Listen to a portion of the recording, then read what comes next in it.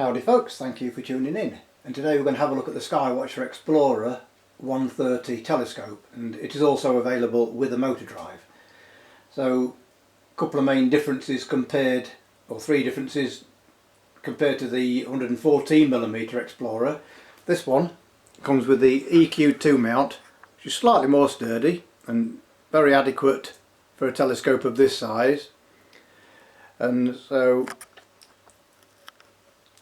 as opposed to the 114mm mirror on the smaller scope, this one comes with 130mm or 5.1 inches, and that gives around about 30% more light gathering. And so if you're fortunate to live in a dark sky area, you're going to get to see some lovely deep space objects such as rich field star clusters and some of the brighter galaxy and nebula. I've heard a few people comment about how they think some EQ mounts are quite complicated to set up, but when you think about it, you only have to do it once. So once it's set, and this can actually be carried around in one go. But if you do need to break it down, I would advise untightening these two tube rings and taking the scope out, leaving the tube rings on the mount, and I find that a very easy way of breaking it down if you need to maybe put it in the back of the car, etc. Very easy to use and manoeuvre, despite what some people may say. What you can do firstly, and I've already got the counterweight on to make it nice and balanced, you can slacken off these two tightening adjustments, which are very handy next to each other, and learn where they are in daylight. And so once those are slackened off, just a couple of finger and thumb here, how easy is that to move? Nice and balanced, let go, it stays, let go, stays in position.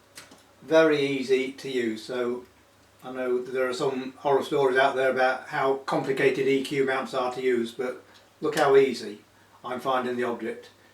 So all you do is, using the red dot finder, find your target, lock it into place, and then you can do minor adjustments using the slow motion controls here, and there's one round the other side as well.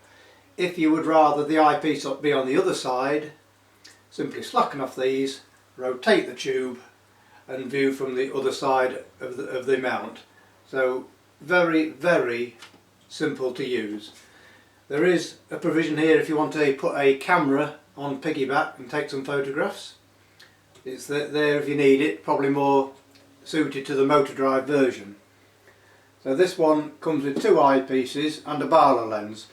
I've got here the 25mm, which gives, let me check, 36 times magnification, or you can have the 10mm, which gives 90 magnification, and that is sensible powers to see plenty of craters on the moon, your rings around Saturn, the moons around Jupiter. They'll all be easily visible using these two eyepieces, plus many double stars.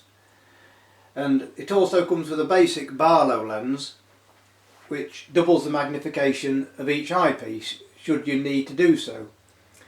There is a thread there if you want to do prime focus photography, but on testing I found excuse me, that you probably need to use a Barlow lens, which will knock the f ratio down to about f14, so be aware of that. If you were to do an eyepiece upgrade, I would recommend maybe changing these modified achromatics that you get with the scope and change them maybe for a couple of plossels.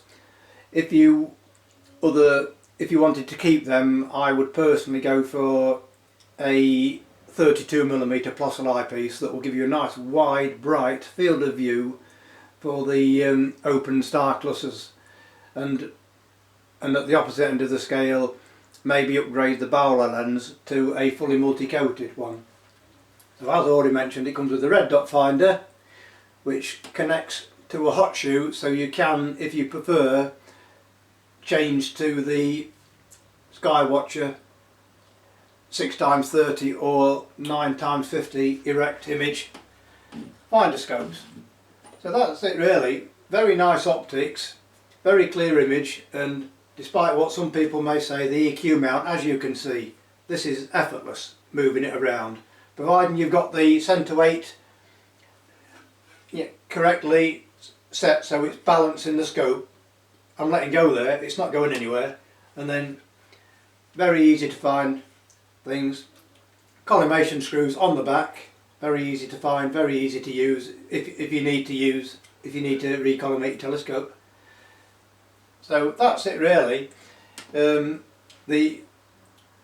Just need one spanner that is included to connect the tube rings to the mount. Other than that, it's a no tool setup. So that's a very quick look at the Skywatcher Explorer 130, a great starter scope, ideal if you want to look at the moon, the brighter planets, the brighter star clusters and nebulae, and learning your way around the night sky. So as always, thank you very much for watching, and please check out the links in the description below.